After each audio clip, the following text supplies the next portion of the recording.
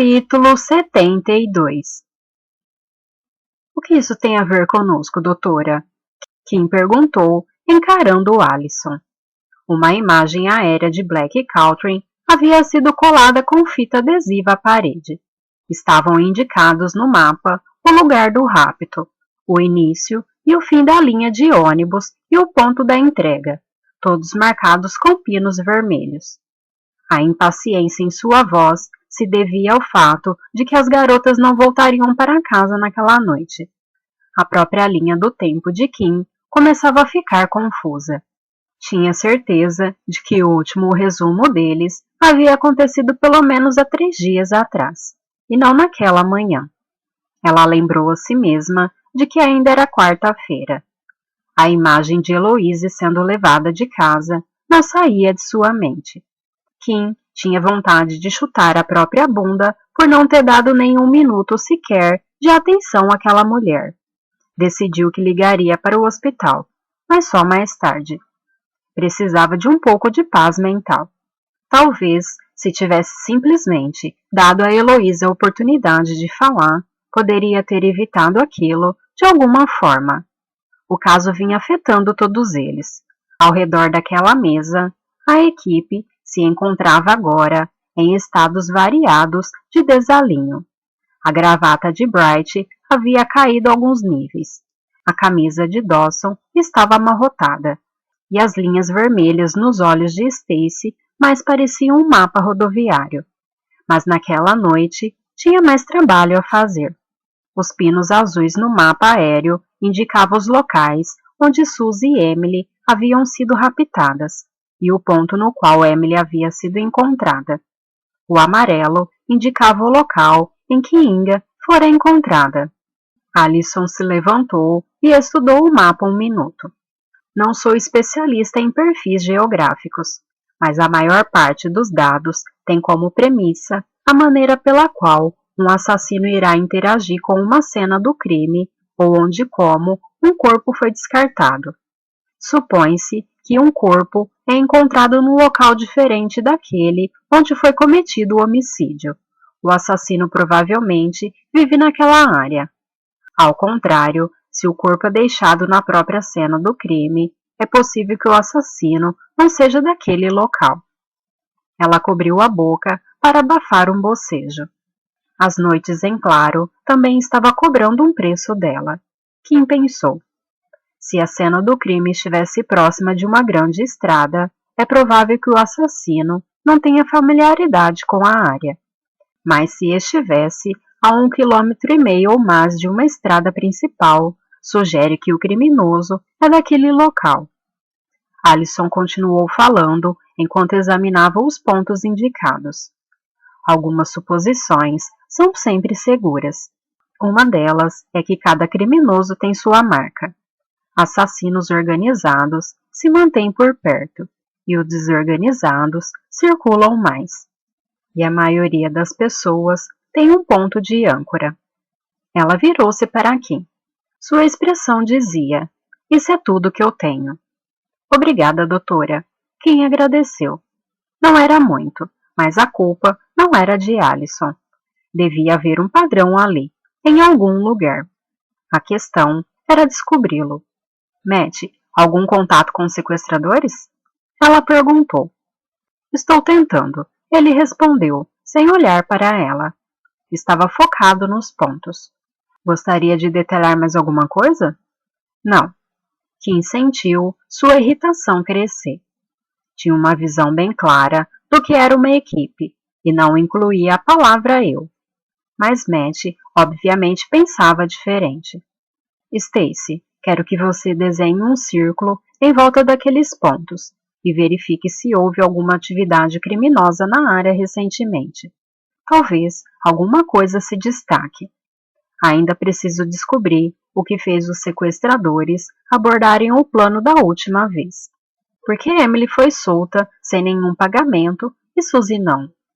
Agora, além de 2 assassinatos, temos uma tentativa de homicídio claramente ministrada por outra pessoa.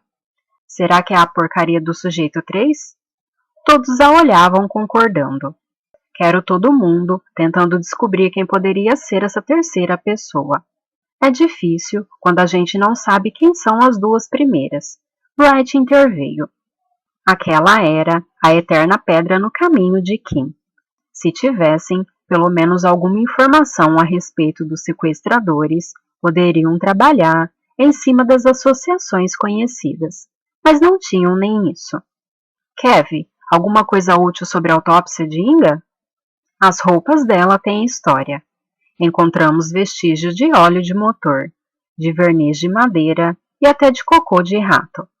No total, 17 ossos fraturados, 38 pontos de contato com o pé ou o punho e 9 círculos em volta do pescoço. Kim notou que Dawson não precisava consultar suas anotações para informar os dados. Os números lhe diziam que a mulher havia tentado de tudo para evitar o inevitável. Seu assassino era um monstro sem qualquer empatia. Era explosivo, não ligava para a vida humana, corria riscos desnecessários e só existia uma razão para ver um homem assim entre os sequestradores. A noção disso foi como um soco em seu estômago. Elas não vão voltar, Kim sussurrou, olhando ao redor. Esse é o propósito do sujeito 2. Sua tarefa é matar as meninas. Todos os olhares se voltaram para ela. No fundo, Kim sabia que aquela era a verdade. Era a única razão para manter um risco daqueles na equipe. O sujeito 2 tinha um propósito, limpar a sujeira. Eu concordo, disse Matt. Mas qual seria o sentido do leilão? Bright perguntou. Aumentar o valor da recompensa, respondeu Kim.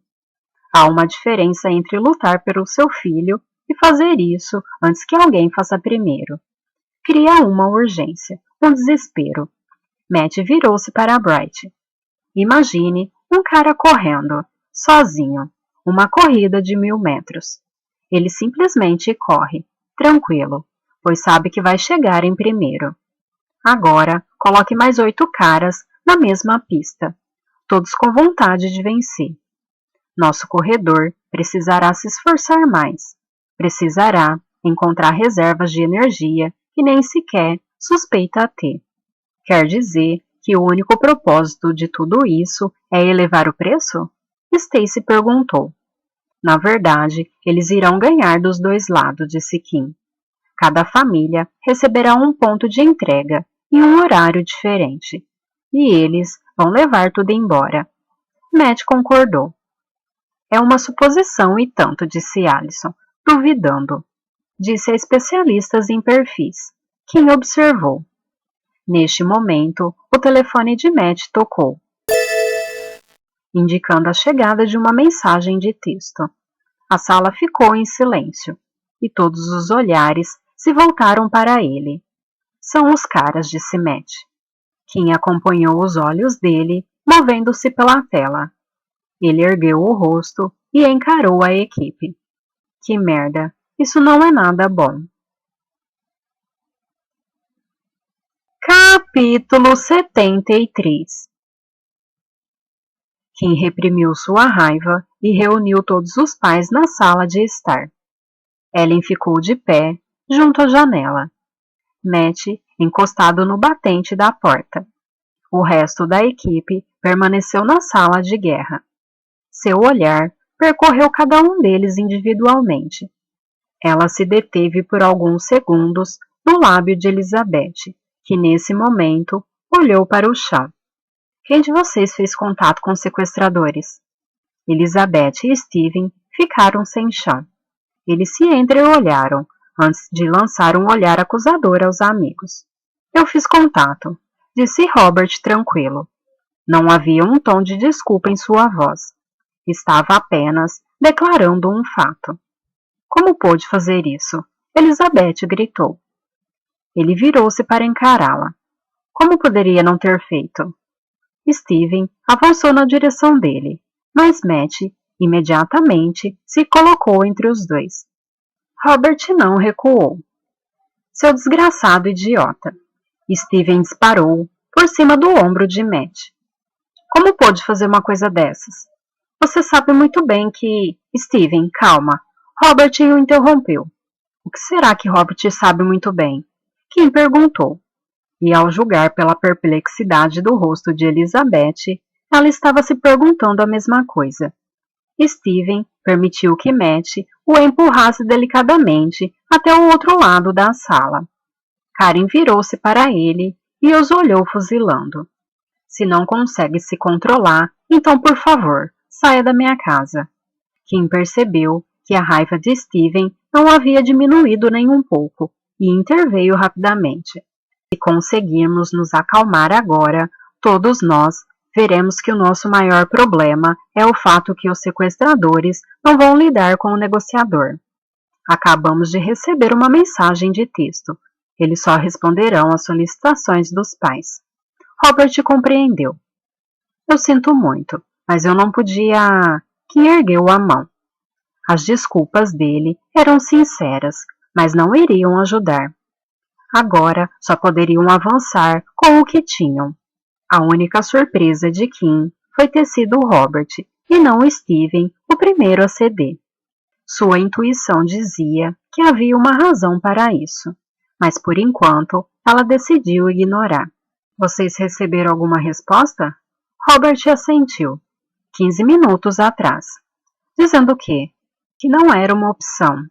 Kim ficou confusa. Achava que Robert tivesse feito uma oferta em dinheiro. Qual foi sua proposta? Robert a olhou fundo nos olhos. Perguntei quanto ele queria pelas duas. Um pequeno soluço escapou dos lábios de Elizabeth, e Steven sacudiu a cabeça. Karen continuou olhando para frente, sem reagir. Ela já sabia disso. Todos se entreolharam por um momento. Ok, disse Kim. Matt vai trabalhar com vocês dois a melhor maneira de se comunicarem com eles.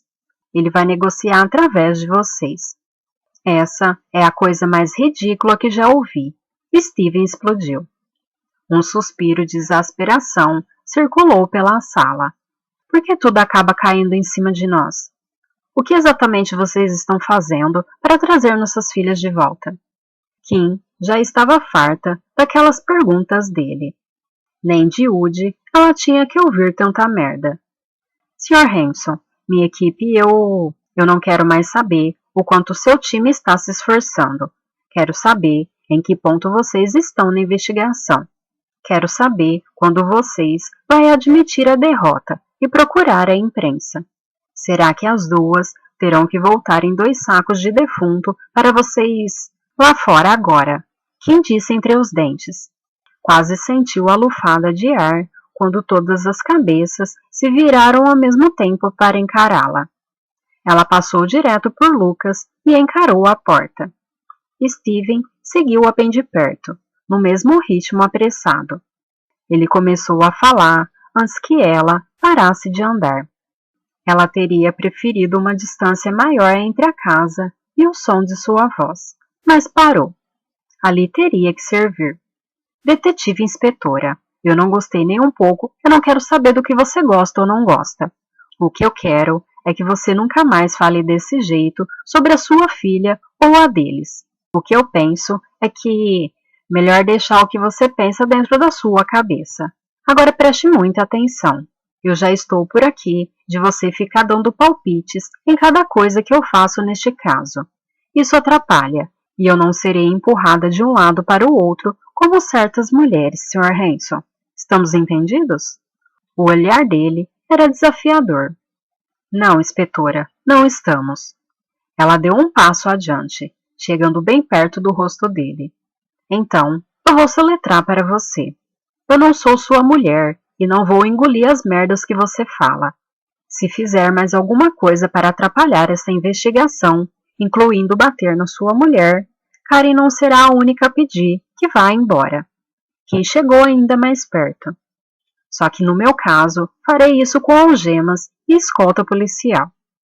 O rosto dela estava a 3 centímetros do dele. Estamos entendidos agora? Ele recuou um passo.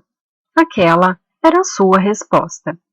Kim tentara ter empatia pela situação dele, mas o fato de Steven não parar de atormentá-la a obrigou a ultrapassar os limites. Inspetora, é bom que saiba que eu não acho você capaz de conduzir essa investigação. Kim segurou a língua e o seguiu de volta até a casa. Steven desapareceu pela sala, mas antes que ela pudesse entrar, Bright se colocou no caminho. Chefe, só um minuto, disse ele, fechando a porta e conduzindo-a para fora. Bright, seja o que for, dá para esperar. Não, realmente não dá. Como assim?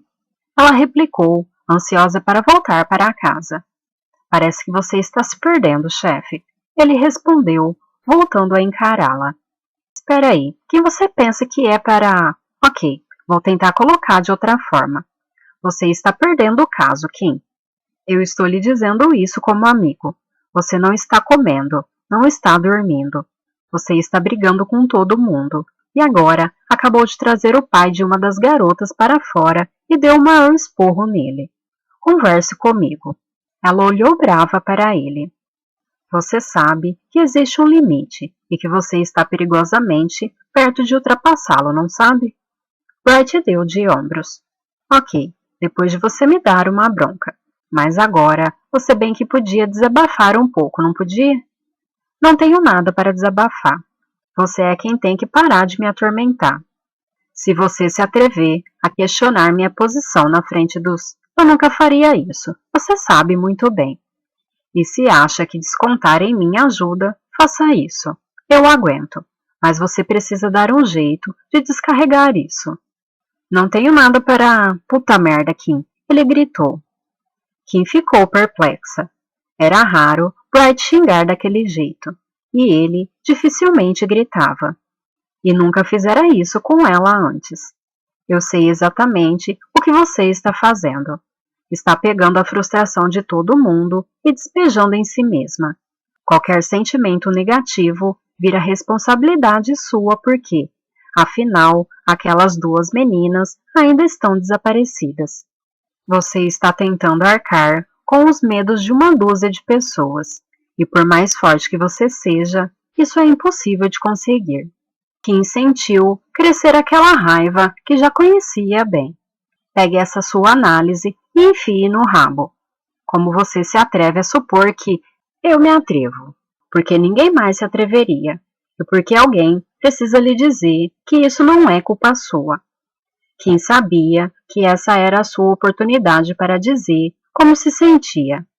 Bright encontraria um jeito de fazer com que ela se sentisse melhor. Ele sempre encontrava. Mas além de um amigo, ele também era um membro de sua equipe. E ela não permitiria que nenhum deles enxergasse seus medos. 2 pessoas tinham sido mortas e havia uma terceira lutando pela própria vida. Charlie e Amy ainda estavam desaparecidas, assustadas e correndo riscos. Ela não podia se dar ao luxo de se sentir melhor, não antes de consegui-la trazê-las de volta para casa.